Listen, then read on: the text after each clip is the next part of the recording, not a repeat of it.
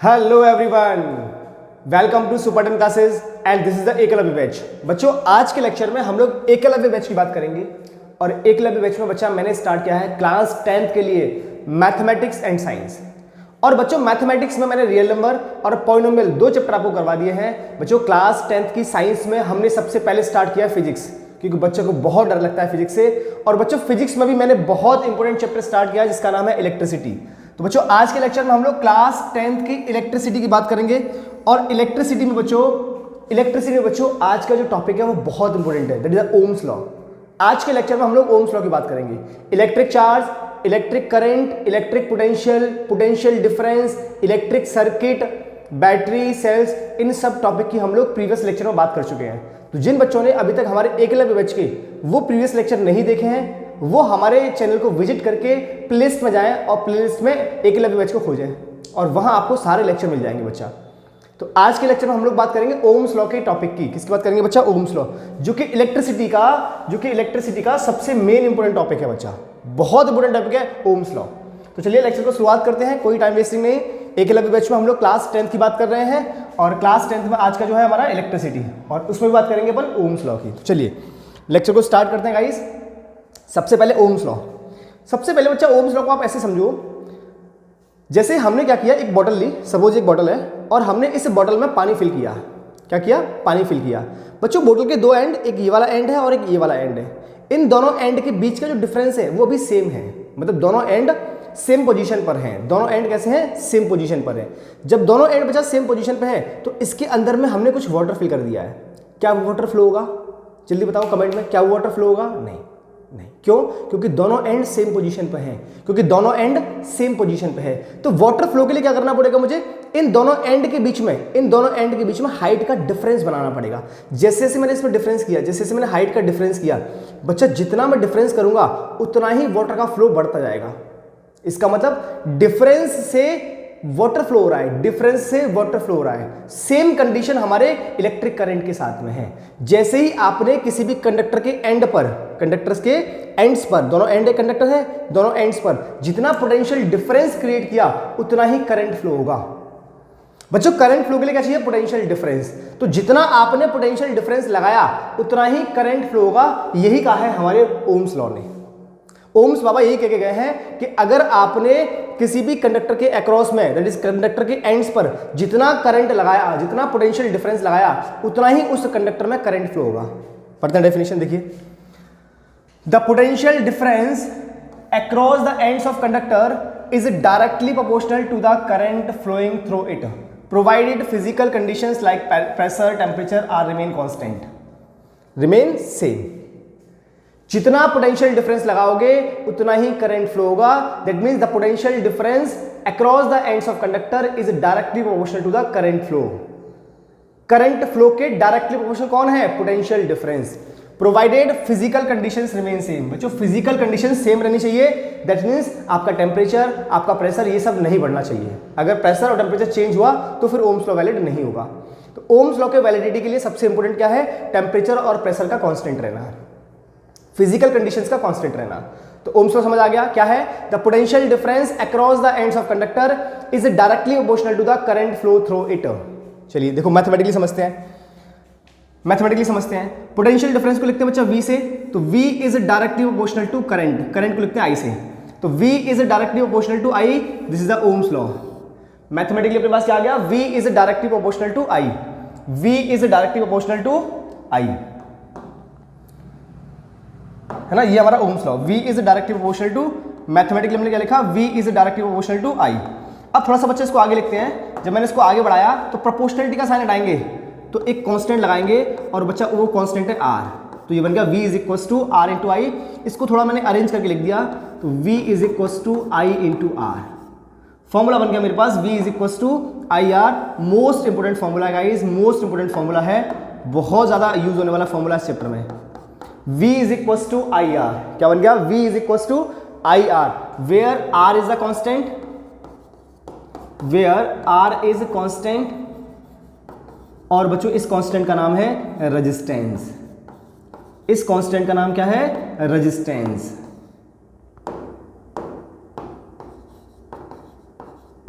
R एक constant है और इस कांस्टेंट का नाम क्या है? रेजिस्टेंस। तो बच्चों ओम्स लॉ क्या कह रहा है कि V is directly proportional to I, that is potential difference is directly proportional to current. हमने प्रोपोर्शनलिटी का साइन हटाया और प्रोपोर्शनलिटी का साइन हटा के हमने R लगा दिया, एक कांस्टेंट लगा दिया और उस कांस्टेंट का नाम क्या है? रेजिस्टेंस। अच्छा बच्चा जरा समझना, इस स्टेटमेंट को अगर अपन ऐसे कहें, इस स्टेटमेंट को अगर अपन ऐसे कहें, थोड़ा ध्यान देना कि current is directly proportional to potential difference, तो भी ये स्टेटमेंट ठीक है, तो भी ये स्टेटमेंट राइट है। चाहे आप ऐसे कहो कि V is directly proportional to current, या फिर आप ऐसे कहो कि current is directly proportional to potential difference, दोनों ही स्टेटमेंट ठीक है। लेकिन यहां से आगे ये स्टेटमेंट और ये स्टेटमेंट बदल जाएगा। देखिए कैसे, I इज इक्वल टू, आपने प्रोपोर्शनलिटी का साइन हटाया तो एक कांस्टेंट लगाना है। अब जो कांस्टेंट आएगा बच्चा वो R नहीं होगा, अब जो कांस्टेंट आएगा वो 1/R आएगा, तो 1/R इंटू V। अब आपने क्रॉस मल्टीप्लाई किया तो यहां बन जाएगा I into R is equal to V। अब इसको अरेंज करो तो V is equal to I into R, ये फॉर्मूला बन के तैयार हो जाएगा, V is equal to I into R। तो ये इस तरह से लिखा जाएगा और ये इस तरह से लिखा जाएगा। चाहे आप किसी भी में लिखो दोनों ही करेक्ट हैं, लेकिन ये गड़बड़ नहीं करनी है कि आपने ये स्टेटमेंट लिखा, आपने ये स्टेटमेंट लिखा और यहां पर प्रोपोर्शनलिटी का साइन हटाया और equal to R into V कर दिया। ये जो स्टेटमेंट लिखोगे ये बच्चा गलत है, इट्स अ रॉन्ग स्टेटमेंट। यहां जाके ये रॉन्ग हो जाएगा, यहां तक तो ठीक था, लेकिन जब ऐसा करोगे तो गलत हो जाएगा। आपको ये जाने के लिए ऐसे जाना पड़ेगा, तब ये हमारा करेक्ट फॉर्मूला निकल के आएगा। क्लियर है? दोनों ही वैलिड हैं, दोनों ही वैलिड हैं, दोनों ही ओम्स लॉ को इंडिकेट करते हैं। देख लीजिए एक बार, टेक अ स्क्रीनशॉट। क्लियर हुआ? आगे बढ़ते हैं। अब बच्चा बात करते हैं हम लोग मैथमेटिकली, मैथमेटिकली मतलब ओम्स लॉ को मैथमेटिकली डिफाइन करते हैं, ओम्स लॉ को मैथमेटिकली डिफाइन करते हैं। बच्चा अभी हमने क्या देखा कि V is directly proportional to I, V is directly proportional to I। बच्चों मैंने यहां से I को इधर लेके आ गए तो ये बन गया V upon I is equal to constant, V upon I is equal to constant. और इस कॉन्स्टेंट का नाम क्या है बच्चा? रेजिस्टेंस। इस कॉन्स्टेंट का नाम क्या है? रेजिस्टेंस। तो मतलब यहां से हम लोग मैथमेटिकली इसको ऐसे डिफाइन कर सकते हैं कि the ratio of potential to current, the ratio of potential to current is always constant and that constant is known as resistance. बोल सकते हैं, बोल सकते हैं, potential to current, the ratio of potential difference to current is always constant. किसके लिए? Ohmic conductor के लिए, ओम्स लॉ के लिए। ओम्स लॉ को वैलिड अगर मुझे करना है तो पोटेंशियल डिफरेंस और करंट का जो रेशियो है वो हमेशा कैसा रहेगा बच्चा? कांस्टेंट। देखो वही लिखा है, the ratio of potential difference to electric current for metallic conductor is always constant. That means the ratio of potential difference to current is always constant for ohmic conductor and that constant is known as resistance. और बच्चा ये constant है वो किसके equal है? Resistance की। Resistance को capital R से लिखते हैं। क्लियर हुआ? तो ये इसका मैथमेटिकली डिफाइन है। कई बार मैथमेटिकली बोर्ड एग्जामिनेशन में आपसे डायरेक्टली पूछा जाता है कि ओम्स लॉ को डिफाइन करो मैथमेटिकली, तो कैसे करोगे? The ratio of voltage to current, the ratio of potential difference to current is always constant and that constant is known as resistance. Clear हुआ? बढ़े आगे, देख लो एक बार, बढ़े आगे। नेक्स्ट, अब बच्चा बात करेंगे रेजिस्टेंस की। गाइस अब हम लोग बात करेंगे रेजिस्टेंस की। नेक्स्ट हमारा टॉपिक है जो कांस्टेंट रेजिस्टेंस आया ये क्या है ना? रेजिस्टेंस। तो देखो पहले डिफाइन देखते हैं रेजिस्टेंस की। It is the property of conductor which opposes the flow of charges. बच्चों रेजिस्टेंस किसी कंडक्टर की वो प्रॉपर्टी है जो उस कंडक्टर में चार्ज फ्लो हो रहे थे उनको अपोज करना। क्या करना? उनको अपोज करना। मतलब करंट के फ्लो को अपोज करने की जो प्रॉपर्टी है किसी भी कंडक्टर की वो क्या है? रेजिस्टेंस। वो क्या है? रेजिस्टेंस। इसका मतलब ये हुआ कि कंडक्टर की अपनी खुद की प्रॉपर्टी है, हम इस रेजिस्टेंस को खत्म नहीं कर सकते बच्चा, क्योंकि वो कंडक्टर की खुद की प्रॉपर्टी है। आपके पास कोई वायर है, कोई बल्ब है, कोई ट्यूबलाइट है, इन सबके अंदर रेजिस्टेंस है। क्यों? क्योंकि वो कंडक्टर की प्रॉपर्टी है। क्या है वो? कंडक्टर की प्रॉपर्टी। तो resistance is the property of conductor, resistance is the property of conductor which opposes the flow of charges. So resistance is the property of conductor which opposes the flow of charges. Clear हुआ इतनी बात? है ना? तो ये resistance की define हो गई कि it is the property of conductor which opposes the flow of charges. अब बच्चा बात करते हैं इसकी एसआई यूनिट की। तो इसकी एसआई यूनिट क्या है? ओम। ओम को हम लिखते हैं ओमेगा नाम के सिंबल से। It is omega, it is omega, ohm, है ना? तो बच्चा रेजिस्टेंस क्या था, किसी कंडक्टर की प्रॉपर्टी जो चार्जेस के फ्लो को अपोज करता है, इसकी एसआई यूनिट ओम। अच्छा बच्चा जरा चेक करना हमारे पास फॉर्मूला क्या था, V is equal to I into R. V is equal to I into R. बच्चों अगर मैंने यहां से R को कैलकुलेट किया तो ये बन जाएगा V upon I. R is equal to क्या बन जाएगा, V अपॉन आई। अगर बच्चा हम V की यूनिट देखें तो V की यूनिट क्या है, वोल्ट, और करंट की यूनिट क्या है, एम्पियर। करंट की यूनिट क्या है, एम्पियर। तो इसका मतलब वोल्ट पर ampere is Om.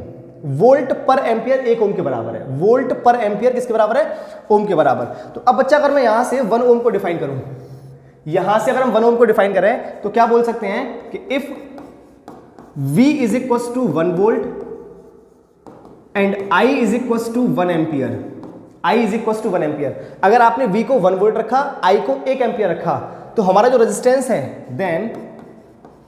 Then R is equal to 1 ohm, then R is equal to 1 ohm. मतलब यहां से हम क्या बोल पा रहे थे कि जो हमारा 1 ओम था वो किसके इक्वल था, 1 वोल्ट पर एम्पियर के। 1 ओम किसके इक्वल है, 1 ओम किसके इक्वल है, 1 वोल्ट पर एम्पियर के। 1 ओम किसके इक्वल है, 1 वोल्ट पर एम्पियर के। तो अब अगर हमें 1 ओम को डिफाइन करना है तो क्या लिखेंगे कि if V is equal to 1 volt, current is equal to 1 ampere, then resistance is equal to 1 ohm. मतलब कि if potential difference across the ends of conductor is 1 volt, then the flow of current is 1 ampere, then resistance of that conductor is 1 ohm. अगर आपने किसी conductor में 1 volt potential difference flow करवाया, तब उसमें 1 volt potential difference लगाया, तब उसमें फ्लो होने वाला करंट अगर 1 एम्पियर है तो उस कंडक्टर का जो रेजिस्टेंस है वो 1 ओम होगा। अगर आपने कंडक्टर लिया और इस कंडक्टर के एंड्स पर 1 वोल्ट का पोटेंशियल डिफरेंस लगाया और इस वायर में 1 एम्पियर करंट फ्लो हुआ, तो इस कंडक्टर का जो रेजिस्टेंस है वो 1 ओम होगा। क्लियर है, कितना होगा, 1 ओम होगा। देखो डेफिनेशन को देखो, if the potential difference across the 2 ends of conductor is 1 volt and current through it is 1 ampere, then resistance of conductor is 1 ohm। अगर आपने पोटेंशियल डिफरेंस 1 वोल्ट लगाया और फ्लो होने वाला करंट 1 एम्पियर हुआ, तो उस कंडक्टर का जो रेजिस्टेंस है वो 1 ओम होगा। क्लियर हुआ? तो आई थिंक अब आपको रेजिस्टेंस समझ आ गया होगा। रेजिस्टेंस क्या है, कंडक्टर की प्रॉपर्टी, फॉर्मूला कैसे डिफाइन किया, यूनिट कैसे डिफाइन की, और इसकी यूनिट क्या है, ओम। और 1 ओम किसके बराबर है, 1 वोल्ट पर एम्पियर के। किसके बराबर है, 1 वोल्ट पर एम्पियर के। क्लियर? तो रेजिस्टेंस क्लियर हो गया। अब चलते हैं बच्चा बहुत important topic, it's the most important topic है आपका, इसको बोलते हैं वीआई ग्राफ। क्या बोलते हैं, वीआई ग्राफ। वीआई का मतलब वोल्टेज और करंट के बीच का ग्राफ। किसके बीच में, वोल्टेज और करंट के बीच में ग्राफ। तो सबसे पहली बात बच्चों, the VI graph of a ohmic conductor is always straight line. कैसा होगा, स्ट्रेट लाइन। क्यों होगा, रीजन बताऊंगा मैं भी आपको। जब भी हमें किसी ओमिक कंडक्टर के लिए वीआई ग्राफ ड्रॉ करना है तो वो हमेशा कैसा आएगा, एक स्ट्रेट लाइन ग्राफ आएगा। कैसा आएगा, स्ट्रेट लाइन ग्राफ आएगा। क्या आएगा, स्ट्रेट लाइन। समझो थोड़ा सा ध्यान दो, समझो। हमारे पास एक क्वेश्चन है बच्चा, V is equal to I into R. यहां पर R क्या है, कॉन्स्टेंट, मतलब V is directly proportional to I है। V is directly proportional to I है। अब मुझे V और I का ग्राफ ड्रॉ करना है, तो आप इस इक्वेशन को देखो, जितना आप I को बढ़ाओगे उतना ही V बढ़ेगा। मतलब सेम वे जितना आपने I की वैल्यू को रखा उतनी ही वैल्यू V की हो जाएगी। तो V के साथ में I और I के साथ में V दोनों सेम रेट से बढ़ रहे हैं, इसका मतलब इनका ग्राफ कैसा बनेगा, स्ट्रेट लाइन। ग्राफ कैसा बनेगा, स्ट्रेट लाइन। चलिए देखो ग्राफ ड्रॉ करते हैं, इनका ग्राफ कैसा बनेगा, स्ट्रेट लाइन। देखिए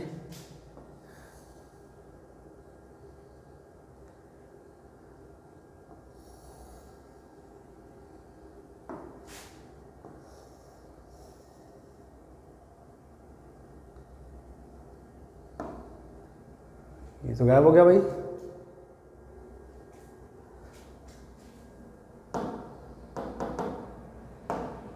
कोई बात नहीं, वापस ड्रॉ करते हैं। इक्वेशन क्या थी अपने पास, V is equal to I into R. मतलब ये बन गया V is directly proportional to I। तो जितना आपने V को बनाया उतना ही करंट बढ़ जाएगा। देखो मैंने ड्रॉ किया यहां पर ग्राफ, है ना, ये हमारा I रखा मैंने यहां पर और यहां रखा है V। यहाँ रखा है v। तो इनके बीच का जो ग्राफ होगा वो कैसा होगा, स्ट्रेट लाइन ग्राफ। कैसा होगा ग्राफ, स्ट्रेट लाइन ग्राफ। अब बच्चा जो ये जो ग्राफ है वो x एक्सिस के साथ में जितना एंगल बनाता है, इसका जो टेंजेंट होगा, क्या होगा इसका टेंजेंट, उसको बोलते हैं स्लोप। तो स्लोप क्या होगा इसका, tangent of theta, that is tan theta. और वो बच्चा किसके इक्वल होगा, वो होगा रेजिस्टेंस के। किसके इक्वल होगा, रेजिस्टेंस के। तो इस वी ग्राफ का जो स्लोप है, इस वी ग्राफ का जो स्लोप है, इस वी ग्राफ का जो स्लोप है बच्चा, वो किसकी वैल्यू देगा अपन को, रेजिस्टेंस की। तो slope of V graph gives resistance. इसका मतलब ये हुआ कि जितना एंगल ज़्यादा उतना ही रेजिस्टेंस ज़्यादा, जितना एंगल ज़्यादा उतना ही रेजिस्टेंस भी ज़्यादा होगा। जितना ये वाला एंगल ज़्यादा होगा उतना ही रेजिस्टेंस भी ज़्यादा होगा गाइज, उतना ही रेजिस्टेंस भी ज़्यादा होगा। अच्छा, इसी ग्राफ को थोड़ा सा मैंने ऐसे करके बनाया, थोड़ा ध्यान देना जरा। इसी ग्राफ को बच्चा मैंने कुछ ऐसे बनाया। अभी मैंने v को रखा था y एक्सिस पर और i को रखा था x एक्सिस पर। अब मैंने v को x पे कर दिया और i को y एक्सिस पे कर दिया, तब भी बच्चा इनका ग्राफ जो बनेगा वो स्ट्रेट लाइन ही होगा। वो कैसा होगा, स्ट्रेट लाइन। अब बच्चा x एक्सिस के साथ में जो एंगल होगा ये इसका स्लोप है, तो इस ग्राफ का जो स्लोप होगा वो क्या होगा, tan थीटा। लेकिन बच्चा अब ये जो tan थीटा है वो r के इक्वल नहीं होगा। क्यों, क्योंकि हमने v और i को इंटरचेंज कर दिया।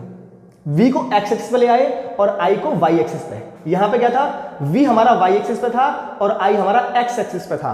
अब हमने इंटरचेंज कर दिया है, तो अब इसका स्लोप जो होगा वो 1/r के इक्वल होगा। किसके इक्वल होगा, 1/r के इक्वल। मतलब इस वाले केस में बच्चा अगर आपने एंगल बढ़ाया स्लोप का, अगर आपने ग्राफ का एंगल बढ़ाया तो हमारा जो रेजिस्टेंस है वो कम हो जाएगा, हमारा जो रेजिस्टेंस है वो कम हो जाएगा। दोनों ही केस इंपोर्टेंट है। यहाँ पर स्लोप बढ़ाने से, एंगल बढ़ाने से रेजिस्टेंस बढ़ रहा है, लेकिन यहाँ पर एंगल बढ़ाने से रेजिस्टेंस घट रहा है। क्यों, क्योंकि v और i इंटरचेंज कर दिए हैं इस ग्राफ के अकॉर्डिंग। देख लो एक बार, दोनों ग्राफ देखो, vi ग्राफ दोनों देखो। इसको vi ग्राफ बोलते हैं और इसको iv ग्राफ बोलते हैं। क्या बोलते हैं, iv ग्राफ। ये vi ग्राफ भी कह लो, कोई फर्क नहीं पड़ता। बस ये याद रखना है आपको कि हमने v को कहाँ रखा है और x को कहाँ रखा है। यहाँ पर हमने v को y एक्सिस में रखा है, यहाँ पर हमने v को x एक्सिस में रखा है। इसी वजह से दोनों का रेजिस्टेंस इंटरचेंज कर गया। यहाँ पर r के इक्वल है स्लोप और यहाँ पर 1/r के इक्वल है स्लोप। देख लो एक बार, क्लियर है, बात समझ आ गई। आगे बढ़े, नेक्स्ट गाइस। अब बच्चों चलते हैं क्वेश्चन पर। अच्छा, एक चीज और समझ लो आप पहले, इस क्वेश्चन को करने से पहले। वी ग्राफ में ये जो स्लोप है वो r के इक्वल आया। किसके इक्वल आया, r के इक्वल। अब r के इक्वल क्यों आता है, थोड़ा सा इसकी डिटेल में बात करते हैं बच्चा, थोड़ा इसकी डिटेल में बात करते हैं कि जो हमारा स्लोप है वो r के इक्वल क्यों आता है ना। हम बात कर रहे हैं वी ग्राफ की, वी ग्राफ। थोड़ा डिटेल में समझे आप इसको। वी ग्राफ, वी ग्राफ में ड्रॉ करना है। यहाँ पर मैंने क्या किया, यहाँ पर एक वी ग्राफ ड्रॉ किया, थोड़ा समझना आप इसको अच्छे से, है ना। यहाँ पर मैंने बनाया v और यहाँ बनाया मैंने i, और ये ग्राफ कैसे जाएगा, स्ट्रेट लाइन ग्राफ। कैसा होगा ग्राफ, स्ट्रेट लाइन ग्राफ। अब बच्चे इस पर मैंने दो कोऑर्डिनेट लिए, इस पर मैंने 2 पॉइंट लिए। सपोज करो ये हमारे पास जो पॉइंट है वो है I1। अब अगर I1 पर मैंने v निकाला तो क्या आएगा, v1 आएगा। यहां मैंने लिया I2, यहां हमने लिया है I2, तो यहां पर जो v आएगा वो कितना आएगा, v2। यहां पर जो v आएगा कितना आएगा, v2 आएगा। अब बच्चा मैंने क्या किया, इसमें बनाया ट्राइंगल। देखो जरा समझो, ट्राइंगल कैसे बनाया। ये I1 से I2 में हमने जब करंट को I1 से I2 इंक्रीज किया तो हमारा जो पोटेंशियल डिफरेंस है वो V1 से V2 इंक्रीज हो गया है। तो इनके बीच का जो डिफरेंस आया, जब समझा, वो ये वाला ग्राफ बन के आया, ये वाला एक राइट एंगल ट्राइंगल बन के आया। तो बच्चों ये एंगल अगर थीटा है तो ये एंगल भी तो थीटा होगा, राइट। तो बच्चों यहां से लेके यहां तक का डिफरेंस कितना होगा, it is V2 minus V1। और बच्चों इन दोनों का difference it is I2 minus I1 होगा ना, it is I2 minus I1। तो बच्चा अगर हम इस ट्राइंगल की बात करें तो हमारे पास ये ट्राइंगल निकल के आ गया, ये ट्राइंगल निकल के आया अपने पास, जिसमें ये क्या है, V2 माइनस V1 और ये अपने पास I2 माइनस I1, और ये एंगल है थीटा। ये एंगल है बच्चा थीटा। ये एंगल कितना है, थीटा। अब इसका निकालते हैं हम लोग tan थीटा। इस ग्राफ से मैंने निकाला tan थीटा। तो बच्चों tan थीटा क्या होता है, tan थीटा होता है perpendicular upon base, perpendicular upon base. अब इस वाले ट्राइंगल में हमारा परपेंडिकुलर कौन सा है, V2 minus V1, V2 minus V1 divide by base कौन सा है, I2 माइनस I1, तो I2 माइनस I1। बच्चों V2 माइनस V1 क्या हो गया, समझो, V2 माइनस V1 को हम लोग ऐसे लिखें डेल्टा V। डेल्टा V का मतलब चेंज इन पोटेंशियल, चेंज, तो V2 माइनस V1 चेंज ही तो हुआ है, डिवाइड बाई डेल्टा I। बच्चों V अपॉन I का रेशियो क्या होता है, एक कांस्टेंट, और उस कांस्टेंट का नाम क्या है, रेजिस्टेंस। उस कांस्टेंट का नाम क्या है, रेजिस्टेंस। क्या नाम है उसका? तो यहां से इस ग्राफ का जो tan थीटा था वो किसके इक्वल आ गया, रेजिस्टेंस की। और इस ग्राफ के स्लोप को हम लोग क्या बोलते हैं, tan थीटा। क्या बोलते हैं? तो बच्चा इस ग्राफ का जब स्लोप tan थीटा के इक्वल है तो ये tan थीटा किसके इक्वल होगा, रेजिस्टेंस के। किसके इक्वल होगा, रेजिस्टेंस के। और रेजिस्टेंस की वैल्यू कितनी निकल गई है, delta V by delta I। कितनी निकल गई है, delta V by delta I, delta V over delta I। ये हमारे पास रेजिस्टेंस आ गया। तो ये हमने ग्राफ का स्लोप किसके बराबर आ गया, रेजिस्टेंस के बराबर। कैसे आया, मैंने आपको पूरा मेथड यहां एक्सप्लेन किया, देख लो एक बार कैसे आया है इस ग्राफ का स्लोप रेजिस्टेंस के इक्वल। और फॉर्मूला क्या है, R is equal to delta V by delta I, जो कि हम लोग न्यूमेरिकल्स में यूज करेंगे। जो आपका ये वाला न्यूमेरिकल्स है, इस न्यूमेरिकल्स में यही वाला फॉर्मूला अपन यूज करेंगे। तो पहले आप VI ग्राफ को समझो, VI ग्राफ के कंसेप्ट को समझो, ओम्स लॉ को एक बार अच्छे से स्टडी करो, लिख लिख के बार बार प्रैक्टिस करो। ये कोऑर्डिनेट्स कैसे हैं, V1 V2 कैसे हैं, यहां भी अगर कहीं भी आपको डाउट आ रहा है तो मुझे कमेंट बॉक्स में कमेंट करो। मिलते हैं नेक्स्ट वीडियो में जिसमें हम लोग क्वेश्चंस प्रैक्टिस करेंगे। टिल देन, जय श्री कृष्ण, जय श्री राधे।